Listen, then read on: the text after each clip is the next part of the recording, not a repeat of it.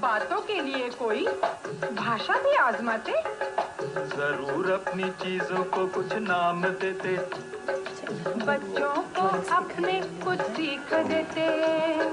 ठीक है भाई, ठीक है भाई, पर कौन सी भाषा बोलते वो भारतवासी, कौन सी भाषा बोलते वो भारतवासी, कौन थे वो पहले भारतवासी। पहले भारतवासियों के बारे में जानना हो। क्यों अपने आपको देखकर बोर हो गए? हाँ, हमें थोड़ा है ना नाचने गाने मिलता है। हाँ, बच गए लोग कि सब लोग नहीं नाच गा रहे हैं।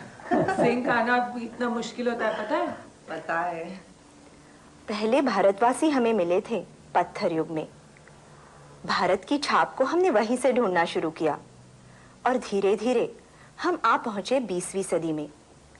पिछली बार हमने बातें की आजादी से लेकर आज तक की, और अब कुछ यादें ताजा करने का, कुछ आगे की सोचने का वक्त आ गया है। इतना तो हम जरूर जान गए हैं कि भारत में विज्ञान की परंपरा शुरू से ही रही है, और ये पक्के तौर पर कि दूसरी सभ्यताओं से मेल जोल होते रहे, बदलाव होते रहे, जिनसे अक्सर हमारा विज्ञान आगे बढ़ा है। हमने ये भी पाया कि समाज और विज्ञान एक दूसरे पर असर डालते रहे हैं। आज का युग तो साइंस और टेक्नोलॉजी का युग है। इनका हमारे समाज में किस तरह से उपयोग लिया जाएगा, संभावनाएं क्या है, कौन से तरीके अपनाएंगे हम? डॉक्टर गुप्ता IRS-1A सैटेलाइट द्वारा श्रीहरिकोटा के लिए गए फॉल्स कलर कॉम्पोजिट पिक्चर का अध्ययन कर रहे हैं। इसके अंदर लाल रंग वन और वनस्पतियों को दर्शाता है, जबकि नीला रंग जलाशयों को दर्शा रहा है। ये पुलिकेट लेक है और ये बंगाल की खाड़ी है। इस प्रकार से डिफरेंट कलर्स के अंदर वन की सघनता और प्रकार को दर्शाया जा सकता है। इसको डिटेल में देख सकते हैं? यस, इस प्रकार से बढ़ा करके और कम करके देखा जा सकता है। विकास योजनाएं बनाने वाले दूर संवेदन से बेहद फायदा उठा सकते हैं। इसके जरिए खनिज पदार्थों का पता लगाया जा सकता है, किसानों को जरूरी मौसमी जानकारी मिल सकती है, पर्यावरण से जुड़े हालात की जांच परख की जा सकती है, फिर लगातार निगरानी की मदद से मरुस्थल का फैलना आदि देखा जा सकता है, पानी और समुद्र संपदा को जाना जा सकता है, बाढ़ और सूखे की भविष्यवाणी की जा सकती है, भूसतह के नीचे के पानी के स्रोतों को ढूंढा जा सकता है। सैटेलाइट द्वारा डिजिटल सिग्नल्स के रूप में भेजी गई जानकारी रिसीविंग स्टेशन टेप पर रिकॉर्ड कर लेता है।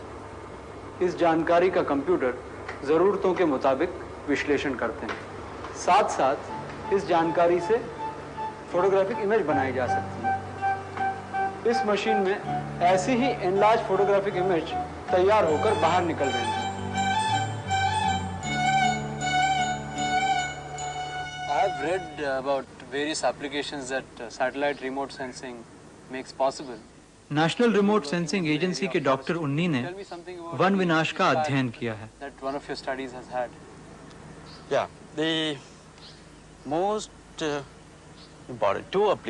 दूर संवेदन से हमें न सिर्फ किसी एक जगह की, एक वक्त की जानकारी मिलती है, पर हम ये भी पता कर सकते हैं कि एक पूरी अवधि के दौरान किसी जगह में क्या क्या बदलाव हुए हैं, क्योंकि उपग्रह तो बार बार उस जगह के ऊपर से गुजरता है। Many projects we have done, probably the most significant one may be the gross forest cover map. जैसे कि वन क्षेत्रों की जांच। Entire country.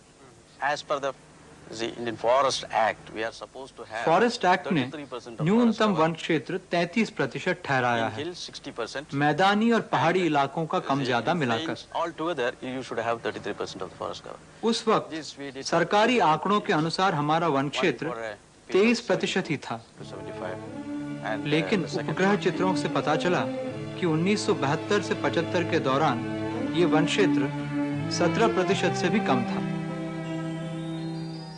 1980 से 82 के दौरान लिए गए चित्रों ने दिखाया कि केवल 14% वन क्षेत्र रह गया है। ये तो लोग जानते थे कि हमारे वन काफी नष्ट हो चुके हैं, पर इस हद तक कम हो गए हैं, ये इन चित्रों से ही मालूम हुआ। इस रिपोर्ट का और एक फायदा हुआ here is a technology पहली बार ये साबित किया गया कि रिमोट सेंसिंग एक ऐसी टेक्नोलॉजी है जिससे बहुत कम समय में हम बहुत फैले हुए इलाके की जानकारी इकट्ठा कर सकते हैं। over a very large area as big as our country and within a very short time. Remote sensing technology को पूरे तौर पर सफल तभी माना जाएगा जब लोग सैटेलाइट द्वारा प्राप्त जानकारी मांगेंगे और अपने अनुभवों में शामिल करेंगे। जब लोग इस जानकारी के आधार पर निर्णय ले सकेंगे, किसान हो या वन अधिकारी या नेता। Doctor PC Joshi Delhi university की इंस्टीट्यूट ऑफ इकोनॉमिक ग्रोथ में पढ़ाते हैं। उनके साथ कई बातों पर चर्चा हुई। ये थोड़ी जरूरी है कि विज्ञान में मोनोपोली वेस्ट की ही रहेगी, बल्कि भारत अपनी परंपरा के आधार पर एक नए मूल्य प्रेरित विज्ञान का सृजन करने में जो योगदान दे सकता है और जिसकी कल्पना नेहरू जी ने की थी कि we will be original, creative, value oriented scientist, तो वो स्वप्न अधूरा है। एक नया युग भारत के अवाम के लिए, एक नया अध्याय अपने जीवन में कभी नहीं खुल सकता अगर उनके जीवन में विज्ञान का प्रवेश नहीं होगा। विज्ञान ही इस नए युग की कुंजी है।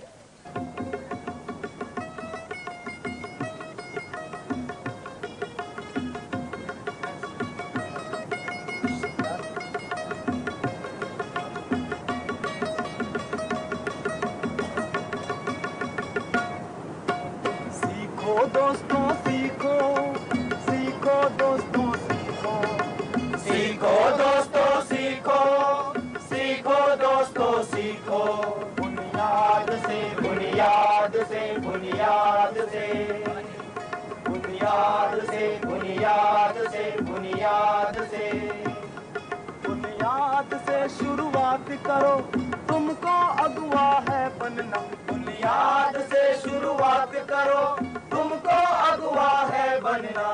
अब भी नहीं है देर हुई, अगुआ तुम्हें जो है बनना। अब भी नहीं है देर हुई, अगुआ तुम्हें जो है बनना। बुनियाद से, बुनियाद से, बुनियाद से। लोगों को विज्ञान की जानकारी देने के साथ उन्हें संगठित करने का भी प्रश्न आता है, ऐसे काम करने के लिए जो रोज की जिंदगी में सामूहिक रूप से किए जा सके। आज कई जगहों पर ऐसी कोशिशें चल रही हैं। जैसे राजस्थान में सेवा मंदिर वालों की यही चेष्टा रहती है कि गांव वाले ट्रेनिंग लेकर खुद सारे कार्यक्रम चलाएं, जैसे प्रौढ़ शिक्षा, वनीकरण, स्वास्थ्य की जानकारी फैलाना, बालवाड़ी चलाना।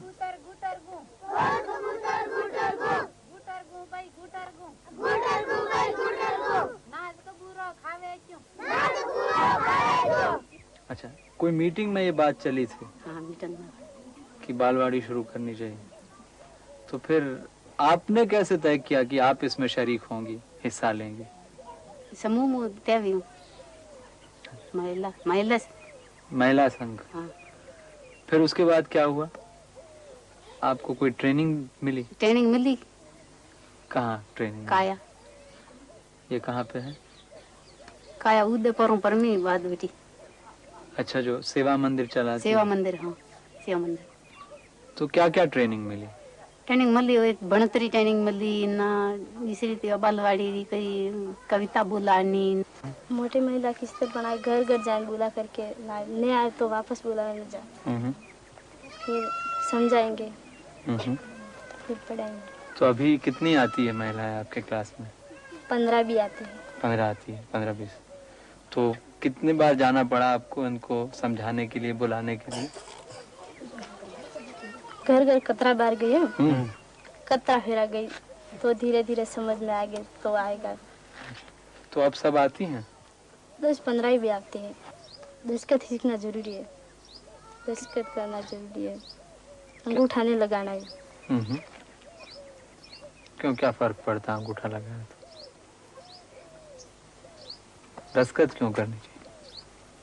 दस्तखत करे तो अच्छा रहेगा।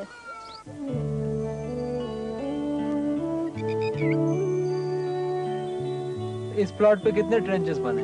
750। 750 ट्रेंच। पर इसका फायदा क्या है? इतनी ज्यादा मेहनत करने से क्या मिला? इनसे फायदा यो है अतरू नीचे 2 पौधा है, उनके लिए ऊपर पानी जतरू भी आवे नहीं, ऊपर वाली ट्रेन से 10 मीटर 20 मीटर ऊपर है नहीं, वो भी पानी जतरो ऊपर तो आई नहीं सके, वो जतरो ओटू वच्चे जगह जणी उनमें पानी भर जाए, वनडे बाद में वो ज्यादातर ना पौधा ने पानी मिले, अटे पानी अतरो जो भरे जाए तो पौधा ने पानी मिले और जमीन में नमी रही और घास जतरो मतलब 2 गुणों मतलब ज्यादा पैदा हुई।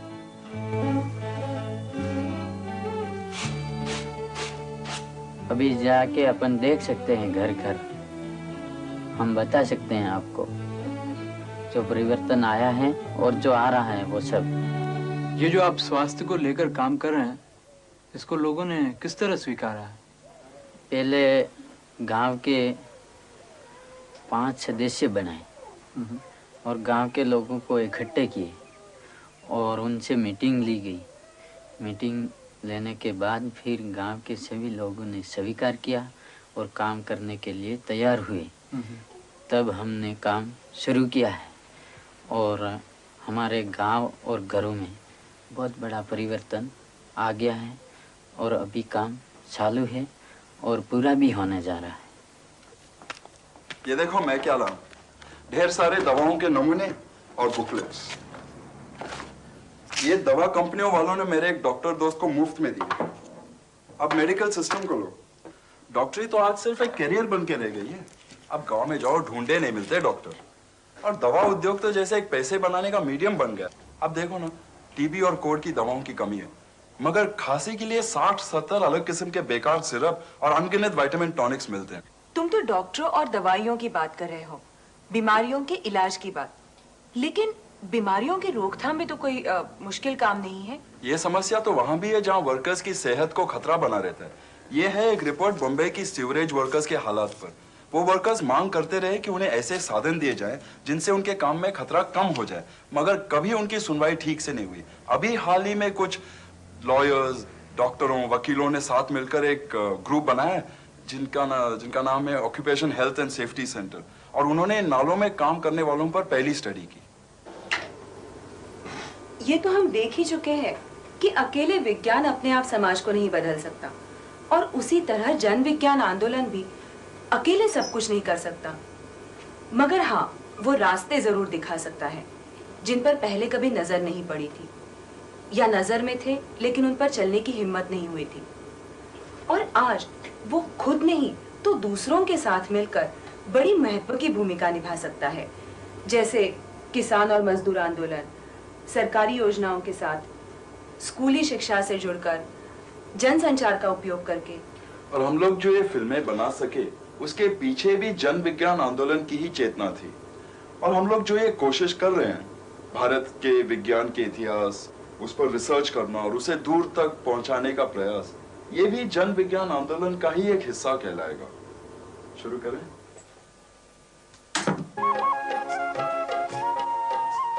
बिल्कुल शुरू से शुरू करते हैं। हाँ। ज्ञान मिला विज्ञान पला, समाज चला नया रंग खिला। ज्ञान मिला विज्ञान पला, समाज चला नया रंग खिला। हमारे विकास और हमारे विज्ञान के विकास का क्रम भी हर जगह तकरीबन एक जैसा ही रहा, और इसकी छाप औजार बनाने की तकनीकों पर भी है।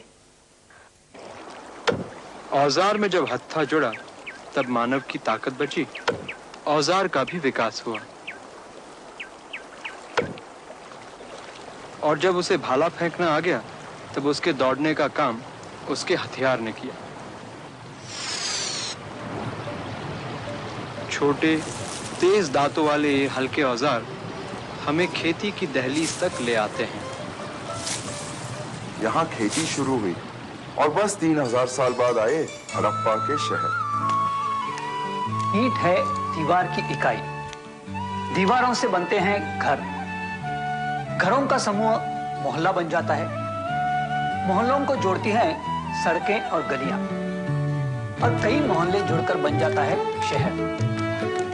बनने को तो शहर यूं ही बन सकता है, लेकिन हड़प्पन सभ्यता के सभी शहर सुनियोजित थे। पक्की ईंटों का इस तरह से इस्तेमाल बाद में वैदिक काल के शहरों में नहीं हुआ। पर यज्ञ के लिए चित्ती वो लोग ईंटों की ही बनाते थे। और इससे उनकी ज्योमेट्री आगे बढ़ी, जैसा कि शुल्ब सूत्रों से पता चलता है।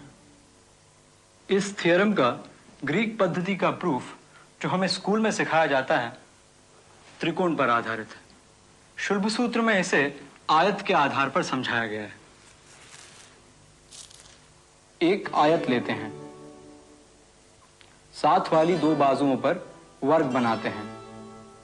अब आयत में एक कर्ण रेखा खींचते हैं और उस पर एक वर्ग बनाते हैं। सूत्र यह कहता है कि कर्ण रेखा पर बने इस वर्ग का क्षेत्रफल दोनों बाजुओं पर बने वर्गों के क्षेत्रफलों के जोड़ के बराबर होगा।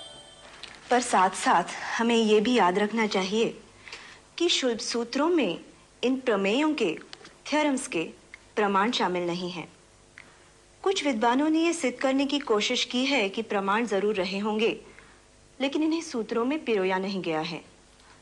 लेकिन यह बात तो सच है कि इसी कमी के कारण हमारी यहाँ की ज्योमेट्री में ग्रीक ज्योमेट्री जैसी एक लॉजिकल सिस्टम नहीं बन पाई। सारी विद्या ब्राह्मणों ने अपने पास रखी, औरतों को ज्ञान पाने का अधिकार नहीं था। और ना ही नीची जातियों को। बस आयुर्वेद की बात अलग थी। बस्तर में गंजुआराम जी नाम के भगत से मिले थे। आयुर्वेद में आदिवासी और लोक परंपराओं से कुछ ग्रहण करने पर जोर है। इस तरह ये अपने समय की सब विद्याओं में अनोखा है।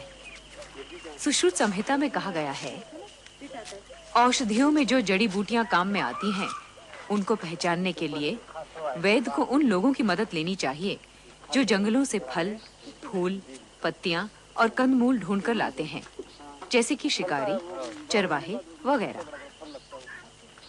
चरक संहिता के अनुसार रोग को समझने के 3 उपाय हैं: बुजुर्गों की शिक्षा, खुद निरीक्षण और तर्क और विश्लेषण के सहारे निदान। पर जरूरी है कि बुजुर्गों की शिक्षा निरीक्षण और विश्लेषण की कसौटी पर खरी उतरे। आयुर्वेद ने हर बात को खुद परख कर देखने पर जोर था। तर्क कर पाना संभव था, तभी तो इसका विकास हो सका होगा। यही साइंस का तरीका है।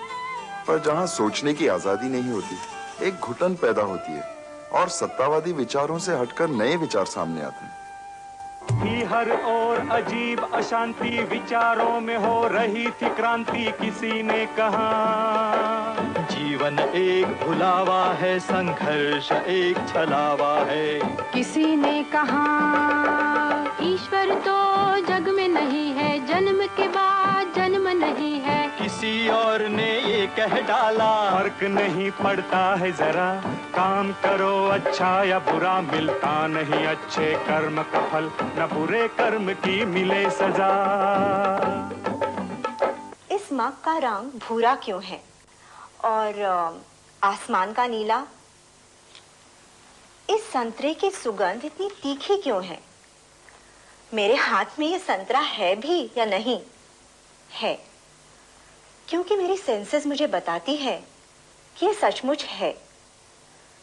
ये सब विज्ञान के सवाल हैं और फिलॉसफी के भी। सेंसेस या इंद्रियों पर विश्वास करने वाले भौतिकवादी थे। उनके विपरीत थे मायावादी, जिन्हें इस दुनिया की सच्चाई पर विश्वास नहीं था। और लोकायतिक भी थे, अति भौतिकवादी, जो तर्क और बहस के माहौल से दूर ही रहना पसंद करते थे। निश्चय ही, लेकिन जब कुआं सपने में देखते हो तब, जागने के बाद वहाँ कोई कुआं नहीं होगा। यह जीता जागता जीवन भी एक सपने की तरह है, और यह कुआं यहाँ सचमुच है, तुम साबित नहीं कर सकते। मित्र, मैं जानता हूँ कि कुएं का सपना एक भ्रम है, क्योंकि मेरे जागने पर मेरी इंद्रियां और विवेक मुझे ये बता देते हैं कि वो एक सपना था। अब इसी से साबित होता है कि इंद्रियां और विवेक ही सच का ज्ञान कराती है। और जब तुम अपने सपने को भ्रम मानते हो, तब तो तुम भी अपनी इंद्रियां और विवेक पर ही भरोसा करते हो। फिर तुम ये कैसे कह सकते हो कि इंद्रियां और विवेक भ्रमजाल हैं, धोखा देते हैं? इस तरह तो तुम अपने ही विचारों का विरोध कर रहे हो। चलो मान लिया कि कुआं है, पर क्या इसमें पानी है? ओफो, ये लोकायती कभी पीछा नहीं छोड़ेंगे।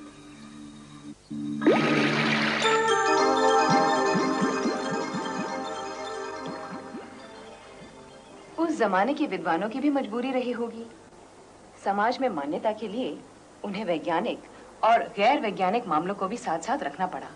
अगर वो ऐसा ना करते तो मुमकिन है कि आज हम उनके नाम से भी वाकिफ और नहीं ये भी होते। हो सकता है कि उनकी आस्था यही रही हो, थे तो वो भी इसी समाज का हिस्सा। इसीलिए मैं आर्यभट्ट को विशेष मानता हूँ। अगर शुरू और आखिर के वंदना के अंश को छोड़ दें तो गैर वैज्ञानिक मामलों का आर्यभट्टियों में जरा भी जिक्र नहीं है। धातुओं के गुण दोष जानने पर मानव सबसे ज्यादा सोने से प्रभावित हुआ, जिसमें न कभी जंग चढ़ती है न कोई दोष पैदा होते हैं। तब इच्छा हुई सोने जैसा दोषहीन शरीर पाने की। माना जाने लगा कि अगर सोने का किसी न किसी रूप में सेवन किया जाए तो यह इच्छा पूरी हो सकती है। इसलिए रसविद्या दो खोजों में जुट गई। एक थी किसी भी धातु को सोने में बदलना और दूसरी थी अमरता या चिर यौवन पाना। इन खोजों के लिए खनिजों और जड़ी बूटियों पर अनेक शोध किए गए। यही ज्ञान आगे जाकर मॉडर्न केमिस्ट्री भी बन सकता था, मगर यहाँ पर ये केवल आयुर्वेद के ड्रग सिस्टम तक ही सीमित रह गया। दूसरे देशों से मेलजोल ने भी विज्ञान को आगे बढ़ाया है। हाँ, रस विद्या में, मैथमेटिक्स में अरब, चीन, भारत के बीच काफी लेन देन हुआ।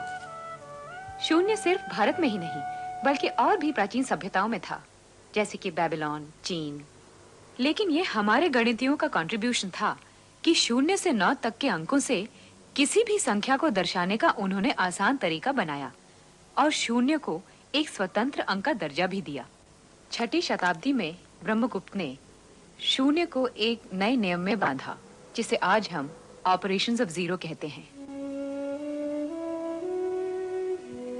सोचने की बात, साइंस को एक ऐसा खुला माहौल चाहिए जिसमें नए विचार सामने आ सकें, फैल सकें। तो फिर अकबर के जमाने में साइंस में कोई खास तरक्की क्यों नहीं हुई?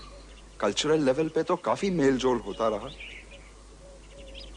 अरबी, फारसी, संस्कृत किताबों का अनुवाद जारी था। खैर, खुला माहौल होने से ही तो शायद बात नहीं बनती। अब जयपुर के राजा जयसिंह को ही लो। हाँ, जयसिंह की एस्ट्रोनॉमी में रुचि कैसे हुई होगी? इन फिल्मों में हमने हमेशा साइंस को समाज से जोड़कर देखा।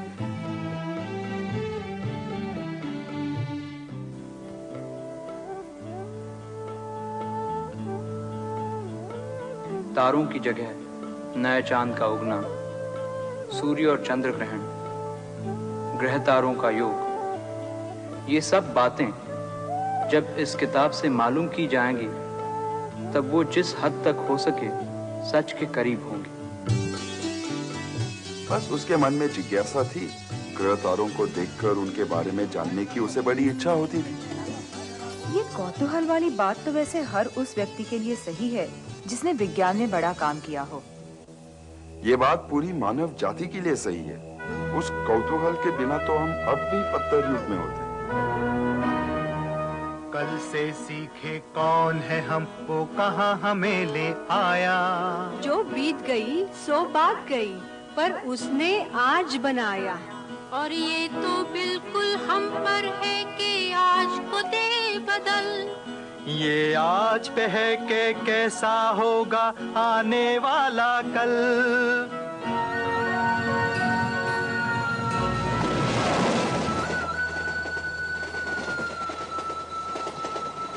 आज हमें परिभ्रमण पर जाकर के कुछ पत्तियां, कुछ पत्थर और मिट्टी इकट्ठी करनी है। बाद में हम उन पत्तियों के विषय में कक्षा में बैठ करके आपस में चर्चा करेंगे। परंतु एक बात की हमको सावधानी रखनी है कि जिस समय हम पत्तियां तोड़ें तो पौधे को किसी भी प्रकार का नुकसान न पहुंचे। सामने बैठी हुई टोली को पास में जाकर के मिट्टी इकट्ठी करनी है। मैं मध्य प्रदेश के कुछ स्कूल्स में गई थी, जहां एकलव्य ग्रुप का स्कूली शिक्षा में सुधार लाने का काम चल रहा है। पहले तो विज्ञान पढ़ाने के ढंग पर ही प्रयोग किए गए।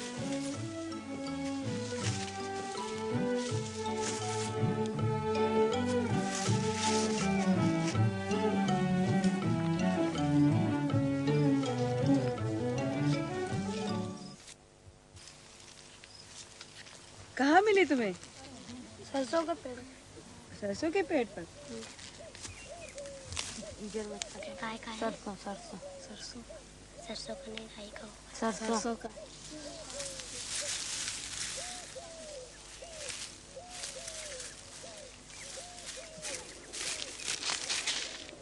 ये एक जगह ही से सब जड़ पोकती है। देखो, लेकिन ये भी तो है ना, लंबी लंबी जड़ है, इसको भी तो एक जगह से ही पोती है।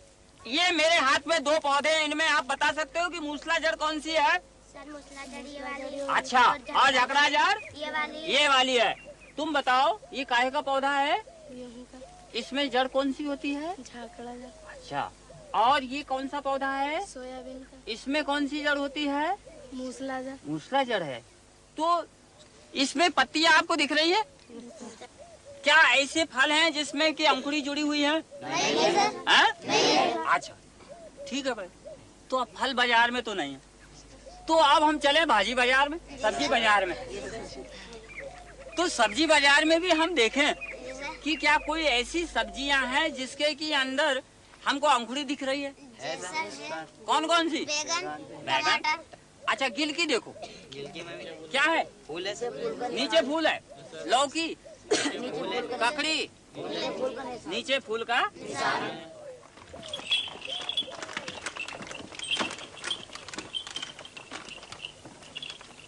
कार्यक्रम के उद्देश्य के बारे में कुछ बताना है तो मैं ये कहूँगा कि इसमें कोशिश ये थी कि विज्ञान की शिक्षा इस प्रकार की हो जिससे कि लोगों की सोचने की और समझने की जो ढंग होता है उसमें बदलाव आए, वो एक वैज्ञानिक मानसिकता को साथ लेके आए।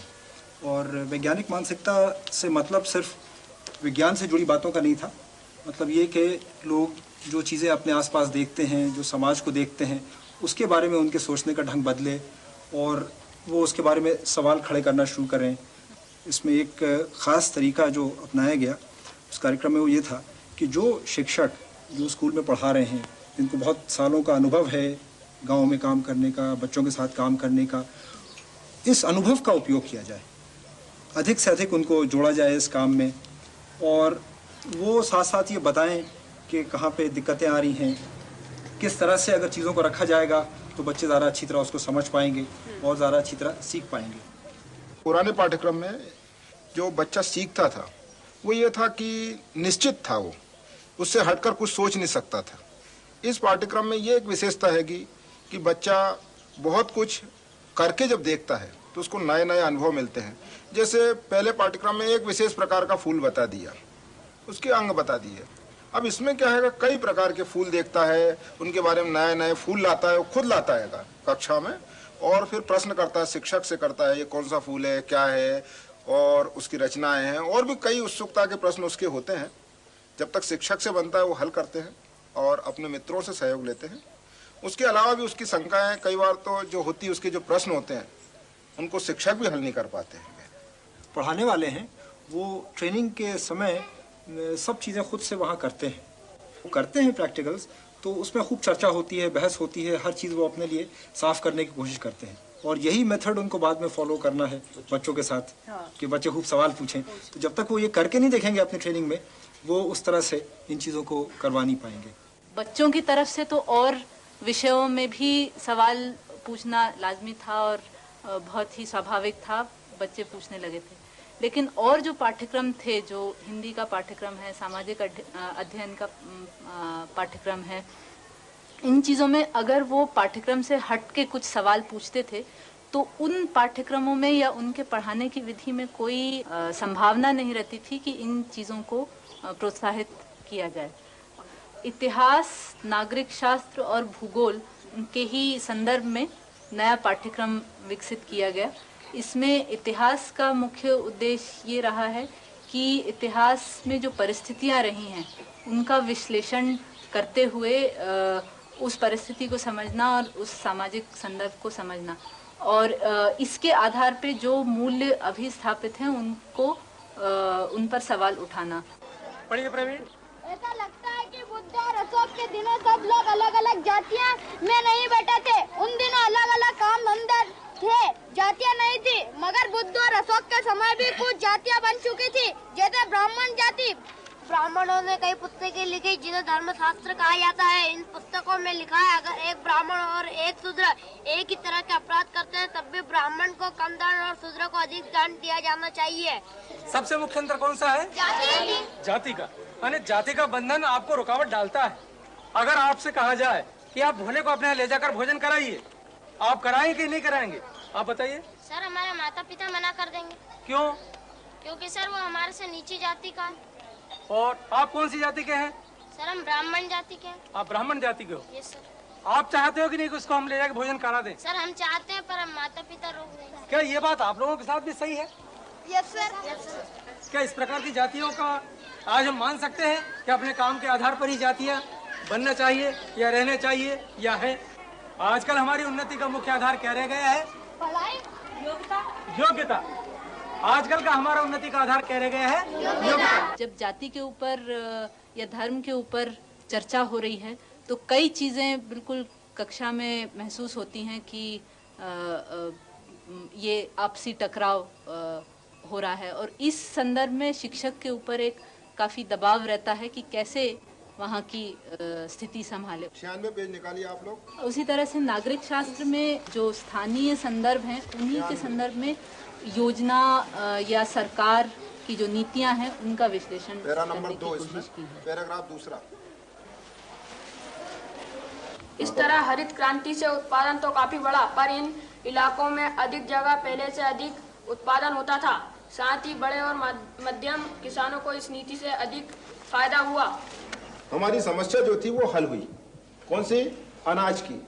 बाकी किसके पास पैसा, कौन अमीर बन रहा कौन गरीब बन रहा, इस पे विशेष ध्यान नहीं दिया गया।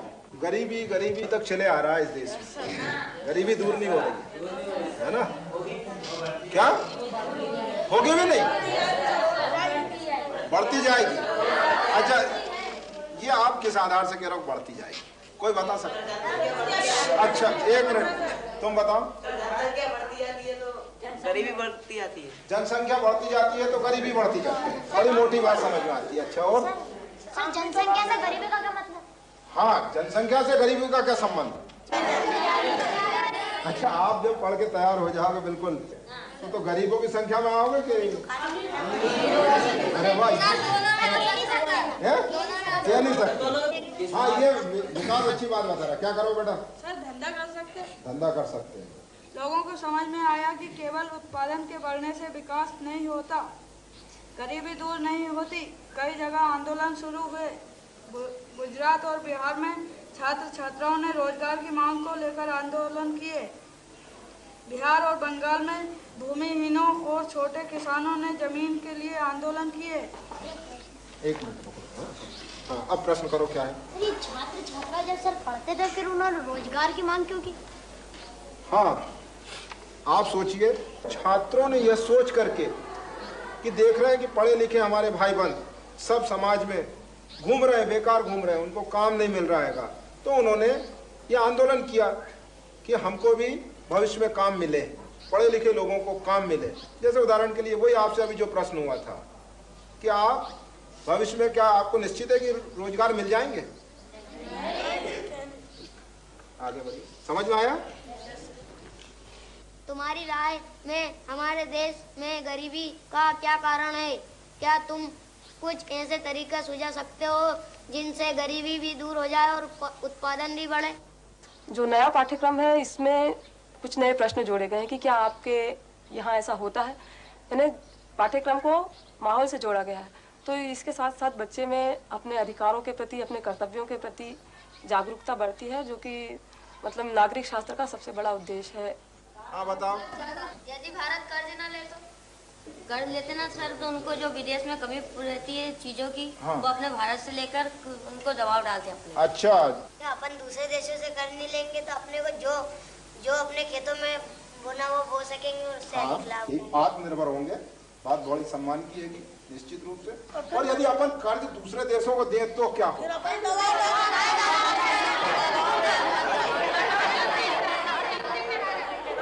इस पद्धति को लागू करने में एक बड़ा सवाल जो आता है वो मानसिकता बदलने का सवाल आता है।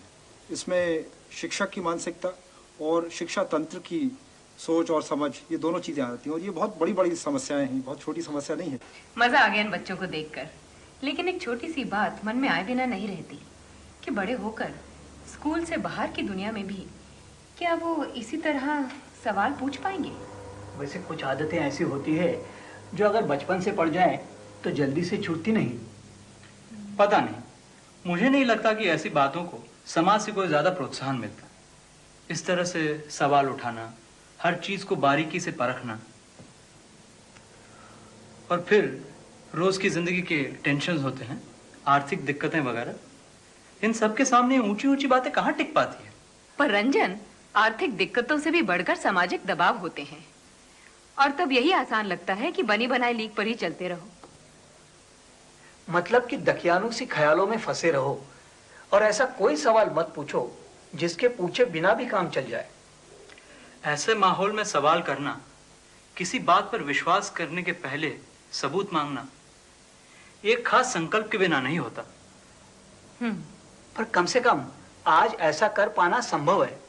पुराने जमाने में तो ऐसे व्यक्तियों को जात या समाज से बाहर कर दिया जाता या कैद कर दिया जाता। होने को तो आज भी होता है कहीं कहीं। हमारे यहाँ भी इस 20वीं सदी में 10वीं, 15वीं, 16वीं सदी के सोच विचार और तौर तरीके बिल्कुल मारुति और मिक्सी के साथ साथ नजर आते हैं। अगर यूरोप को 100 वर्ष लगे या 200 वर्ष लगे जिस असमानता को मिटाने में, आज विज्ञान ये संभव बनाता है कि आप उसी अस्पृश्यता, उसी निरक्षरता को एक 10 साल के अंदर मिटा दें। चीन ने मिटा दी, हमसे ज्यादा पिछड़े हुए वियतनाम ने मिटा दी। तो बहुत से लोग जो वैज्ञानिक रूप से हमसे पिछड़े हुए हैं, उन्होंने सामाजिक चेतना और संगठन के आधार पर इन गरीबी नहीं मिटा सके तो डेस्टिट्यूशन को दूर कर दिया, बेगरी को दूर कर दिया।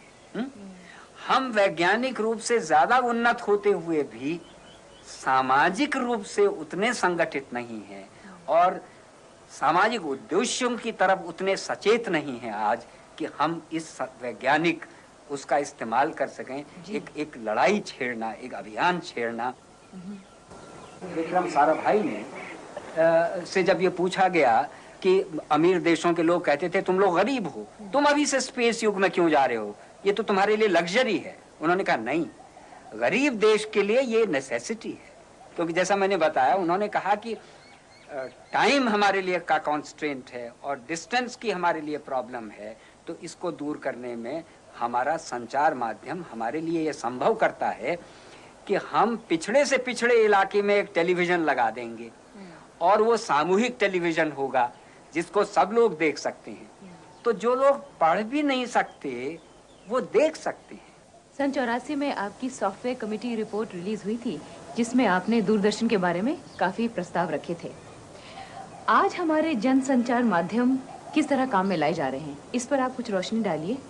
अब कितने टेलीविजन होंगे? करीब अगर मान लीजिए 1 करोड़ टेलीविजन भी भारत में अगर टेलीविजन सेट्स हैं तो वो कहाँ हैं? ये सब मेट्रोपॉलिटन सेंटर्स में या बड़े बड़े शहरों में या ऐसे गाँव में जो कि शहर के नज़दीक हैं उनमें हैं। वो विक्रम साराभाई का स्वप्न तो नहीं हुआ कि हर पिछड़े गांव में पहले। तो मार्केट फोर्सेस को छोड़ देने पर ऐसी फिल्में हैं या ऐसे एडवर्टीजमेंट्स हैं जिनसे कुछ ही लोगों का फायदा होता है। ऐसे गुड्स को एडवर्टाइज करने के लिए जो आम जनता के सुविधा के गुड्स तो नहीं हो सकते, जो सिर्फ कुछ लोग अमीरों के ही काम में आते हैं। और वो शिकंजा इतना जबरदस्त हो गया है कि हमारी रिपोर्ट में इंदिरा जी ने जब इस कमेटी को बनाया था तो इस आशा हमको ये आशा दिलाई गई थी कि आपकी रिपोर्ट का इस्तेमाल होगा टेलीविजन को आम जनता तक फैलाने के लिए और आम जनता के लिए उपयोगी बनाने के लिए। लेकिन वो तो नहीं हो रहा है। गठबंधन बन गया है संचार क्रांति में, और वो लोग जो अंधविश्वास फैलाते हैं, जो दकियानूसी बातें फैलाते हैं, जो लोगों में चेतना नहीं फैलने देते, जो उनको अभी पुराने मध्ययुगी पिछड़ेपन से उठने नहीं देना चाहते ना, उनके बीच एक गठबंधन बन गया है।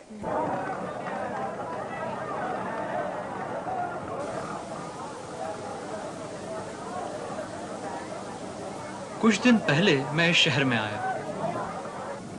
छोटा शहर है जिसकी आबादी लगभग आधी हिंदू है, आधी मुस्लिम। पुराना शहर है जो दूसरे पुराने शहरों से बहुत मायनों में मिलता है। आगरा, लखनऊ, हैदराबाद, श्रीनगर, अहमदाबाद, दिल्ली और बंबई के कुछ इलाकों से भी संवेदनशील शहर कहलाता है। यहाँ कौमी दंगे होते रहे।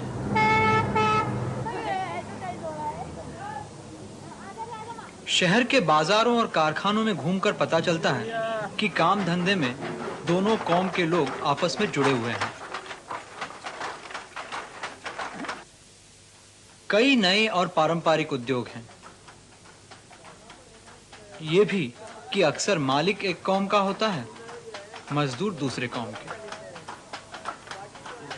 लोग एक दूसरे पर बिल्कुल निर्भर हैं।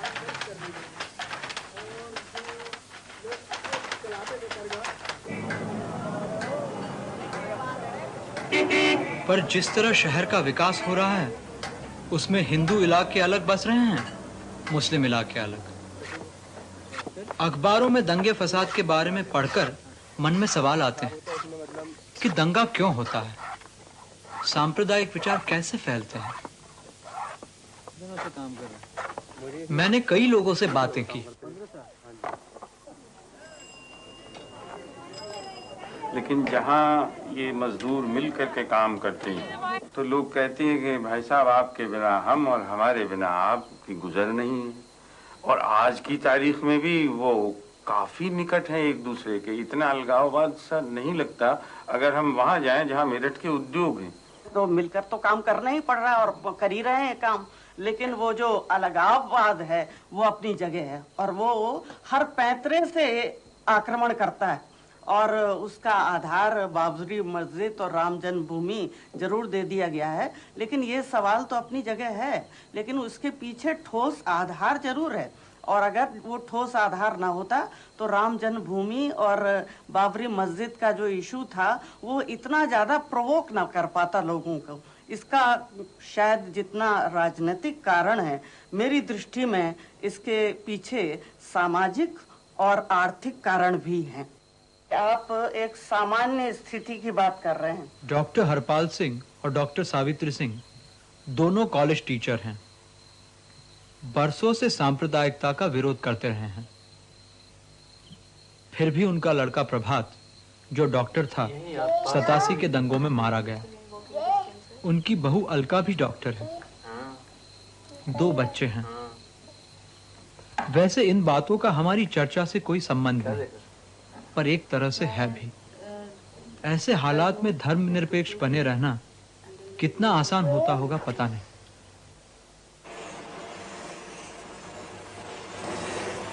डॉक्टर हरपाल सिंह के साथ मैं शहर में घूमा, ऐसे इलाकों में गया जहां लोग दंगे भुगत चुके हैं।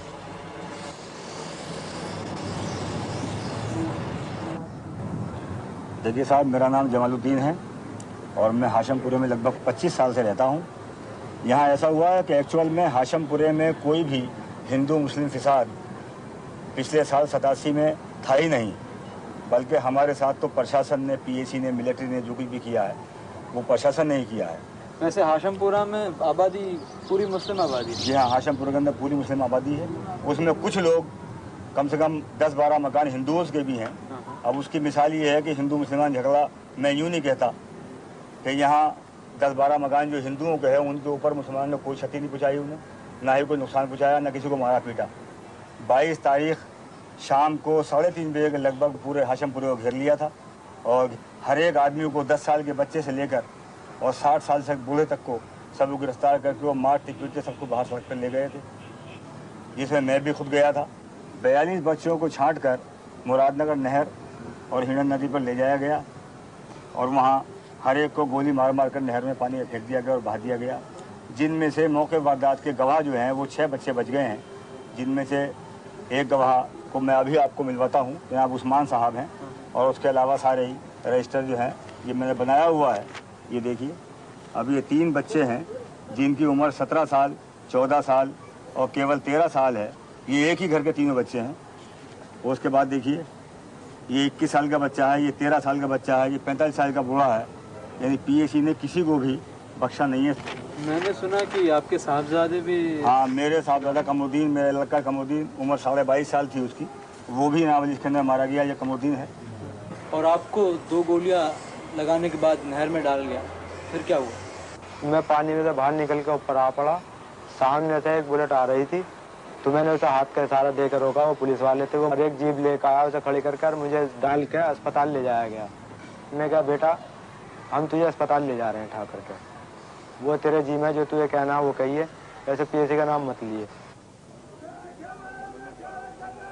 यूं लोगों ने एक तरफ प्रशासन को ही दोषी ठहराया, पुलिस द्वारा किए गए अत्याचार की बात की, लेकिन बाद में मैं जिन लोगों से मिला, दंगों के बारे में उनकी समझ कुछ अलग ही थी। हाशिमपुरा और सुभाष नगर के बीच एक छोटा सा नाला ही है, पर वैसे बहुत बड़ा फासला पाया मैंने। ऐसा था जी, 19 की सुबह को उधर से हल्ला हुआ हाशिमपुरे से, तो इधर से भी लोगों ने हल्ला मचाया, फिर ईंट पत्थर बगने लगे दोनों तरफ से जो है। इसके बाद जो है कुछ टायर के टुकड़े उकड़े फेंके। उसी बीच मेरा बच्चा जो है एक छत पर चला गया अपने छोटे भाई को देखने के लिए, तो उधर से हाशिमपुरे की तरफ से गोली चली और वो उसके पेट में लग गया। लेकिन ये फसाद शुरू कैसे हुआ? ये फसाद तो कई दिन पहले से शहर में तनाव था बहुत ज़्यादा, और 19 की सुबह को ये पूरे जोर से शुरू हो गया जो है। लेकिन अब फसाद के परिणाम के रूप में मुसलमान एक तरफ को और हिंदू एक तरफ को बसने लग गए, तो ये किस हद तक हम समस्या के एकीकरण की समस्या के निकट पहुंचे या दूर हो गए? डॉक्टर साहब, ये कभी हिंदुओं की तरफ से शुरुआत अब तक मेरठ के, जब से मैं रह रहा हूँ, मैं भी यहाँ सन 55 से रह रहा हूँ, और मैंने कभी ये नहीं देखा कि ये शुरुआत हिंदुओं की तरफ से हुई हो। उधर से ये कहा जाता है अगर हमको हिंदुओं को ही मारना होता तो हमारे पड़ोस में 4 घर इधर और उधर लोधों के घर हैं, हम यहीं मार लेते, हम गोली उधर क्यों चलाते? आप इस पर प्रकाश डालें। अब ये तो असल में उन्होंने क्यों चलाई और इधर ही क्यों चलाई, उधर क्यों नहीं चलाई, इस बारे में तो ये हाँ। इस बारे में तो असल में इस वक्त कुछ मस्तिष्क में आ नहीं रहा। मेरे ये नहीं समझ में आता कि पहले हम ये कह दिया करते थे कि अंग्रेज दंगे कराते हैं, लेकिन अब हम स्वतंत्र हैं, अब दंगे कौन कराता है? ये हाल में जो कॉरपोरेशन के इलेक्शंस यहाँ हुए, उन पे दंगे का कोई असर हुआ क्या? 58 में से 6 तो मुस्लिम लीग ही जीत गए, बिना कुछ पैसा खर्च किए हुए, बिना कुछ ज्यादा प्रचार किए हुए, और शहर में 13 बीजेपी के, भारतीय जनता पार्टी के जीत गए। और वो कहते हैं कि तो हम आपस में ही लड़ गए और हम तो इससे भी ज्यादा जीत सकते थे, जबकि मैं समझता था कि सेकुलर फोर्सेस शहर में ज्यादा मजबूत हैं, होने भी चाहिए थे और हैं, ये बात सही भी है, लेकिन वो बटे हुए।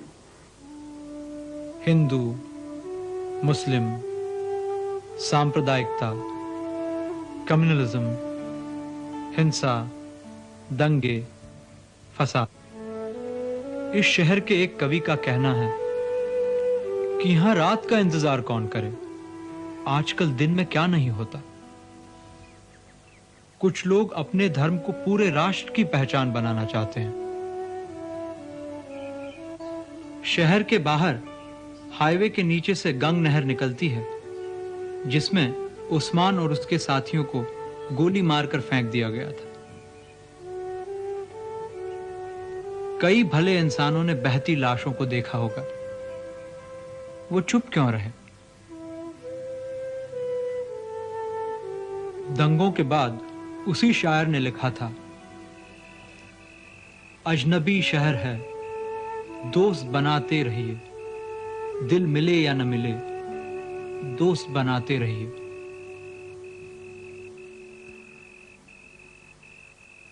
सदियों से हम चांद सितारों को, ग्रहों को देखते आए हैं, मगर कहीं अंतरिक्ष से अपनी धरती को देख सकें, ये सिर्फ हमारे ही दौर में हो सका है। और ये नजारा जो आधुनिक विज्ञान की देन है, हमारे सोच के दायरे में बदलाव ला सकता है। यूं देखें तो ये सारा विश्व कितना मिला जुला, आपस में बंधा हुआ नजर आता है, लेकिन कुछ ही क्षणों में सब कुछ बर्बाद हो सकता है। कोई एक देश अंतरिक्ष में हथियारों का घेरा डालने की तैयारी में है। पर यह भी सच है कि आज कला या विज्ञान में किसी देश या व्यक्ति का काम पूरी ही मानवता की मिल्कियत है। पृथ्वी को इस रूप में देखने के बाद क्या सांप्रदायिकता का कोई अर्थ रह जाता है? जाति भाषा के बंधनों में कोई सच्चाई है? जो इतनी बातें आज समझ रहे हैं, इस पृथ्वी को दूर से जाके देखते हैं कि हम सब एक साथ हैं। हम देखते हैं कि हमारे जीने के जो कोड है डीएनए में लिखी हुई, कि मेरे जीने की जो लैंग्वेज, वो ज़बान है, वो ज़बान वही है जो हर एक के और के जीने की है, जो इस वृक्ष के जीने की है, पत्तों के जीने की है। तो ये अब हम ठीक से समझ रहे हैं। आधुनिक विज्ञान के बारे में फिल्में पूरी होने को आई थीं जब हम मिले यूनिवर्सिटी ग्रांट्स कमीशन के प्रोफेसर यशपाल से, जो हमारी एडवाइजरी कमेटी के भी चेयरमैन रहे हैं। एपिसोड में इन फिल्मों में हमने हमारे इतिहास और विज्ञान की हमें बनाने में क्या भूमिका रही है ये जानने की, समझने की कोशिश की है। आपको क्या लगता है कि आज देखिए ना, हम लोग सैटेलाइट बना सकते हैं। इंडियन रिमोट सेंसिंग सैटेलाइट की बहुत सी तस्वीरें दिखाई आपने। वो बड़ी कॉम्प्लिकेटेड चीज़ है और इस तरह का, इस क्वालिटी का बहुत कम बने हैं। वो हम कर लेते हैं। हम रॉकेट भी उड़ा लेते हैं, अग्नि हो या पृथ्वी हो या SLV हो। एटॉमिक एनर्जी में बड़ा कर लेते हैं। इलेक्ट्रॉनिक्स में हमारे लोग कंप्यूटर सॉफ्टवेयर लिखने में बहुत होशियार हैं, हर कहीं दुनिया में भी, यहाँ भी। मटेरियल साइंस में हमको काफ़ी बड़ा दर्जा मिला हुआ है दुनिया में, पर हम गांव में पानी नहीं पहुंचा सकते। हमारे लाइट के जो सॉकेट होते हैं वो ठीक से काम नहीं करते। क्या समस्या की एक वजह ये हो सकती है कि हम पश्चिम की नकल कर रहे हैं? अगर बड़ी मशीनें आती हैं तो केवल वो टेक्नोलॉजी ही नहीं लाती, अपने काम करने का ढंग भी साथ में लाती है। तो उसकी वजह से ये हो सकता है कि आपकी सोसाइटी भी उसी तरह की बन सकती है जिस तरह की बाहर वाली है, करीबन। और हमारे देश में तो ये बहुत थोड़ी जगह हो सकता है, सेगमेंटेशन हो जाती है। पर एक चीज अभी तक हमने समझी नहीं, जिन चीजों में जो चीजें हमको आजकल आसान लगती हैं, जैसे इलेक्ट्रॉनिक्स हुआ, सॉफ्टवेयर हुआ, ऐसी चीजें जो आजकल की टेक्नोलॉजी की सोल है, उसकी निचोड़ है, जो ये पुरानी टेक्नोलॉजी जैसा नहीं है। इसमें इतनी ज्यादा फ्लेक्सिबिलिटी आ सकती है कि जो आप करना चाहें कर सकते हैं इससे। लेकिन इस तरह का काम कुछ हो रहा है, आप उदाहरण दे सकते हैं? एक टेलीफोन में 30,000 रुपया लगता है लगाने का खर्चा। तो ठीक है, इस तरह से हम नहीं कर सकते। इसका मतलब ये है कि हम आजकल की कम्युनिकेशन टेक्नोलॉजी अपने देश के लिए बना नहीं सकते। क्यों नहीं बना सकते? अगर हम ऐसे सोचें कि हमें हर घर में नहीं देनी है कम्युनिकेशन, हमें हर एक गांव में देनी है, तो एक छोटा सा एंटेना हर एक गांव में लगा दें और कहें भाई एक गांव के लिए कम्युनिकेशन सिस्टम है, तो हमारा जो इनसेट है उसके लिए बहुत काफ़ी है। और इसकी टेक्नोलॉजी बन गई है और बना सकते हैं, पर ज़्यादातर होता इसलिए नहीं है कि बाहर वाले देश इस तरीके से नहीं करते। तो यही विज्ञान से सोचने की तरीका, सोशोलॉजिकली सोचने की तरीके हैं जो हम लोग इस्तेमाल नहीं कर रहे हैं। हम करेंगे तो और जो है विकासशील देश बहुत सारे, वो भी ऐसे कर सकेंगे। हमने रॉकेट्स और रिएक्टर्स तो बना लिए, लेकिन इन क्षेत्रों की उपलब्धियां उन्हीं तक सीमित रह जाती हैं। आगे क्या होता है?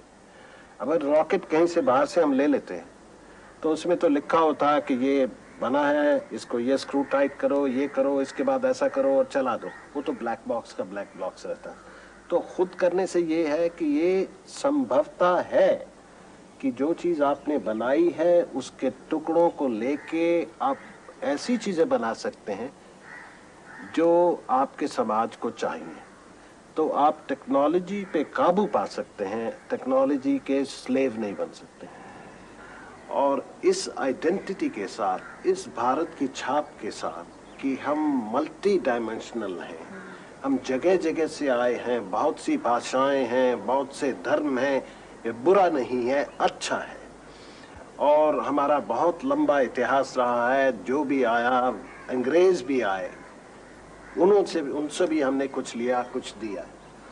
तो इसके साथ ये एक मुल्क बना है जो आजकल चलने को तैयार है, सोचने को तैयार है, आर्गुमेंट करने के लिए तैयार है और सिर ऊंचा करके कह रहा है कि हम आगे का अपना देश ऐसा बनाएंगे जो हमारा देश हो, हमारी तरह का हो, किसी की कॉपी नहीं है, किसी का नक्शा लेके नहीं बनाना है, अपने जैसा देश बनाना है।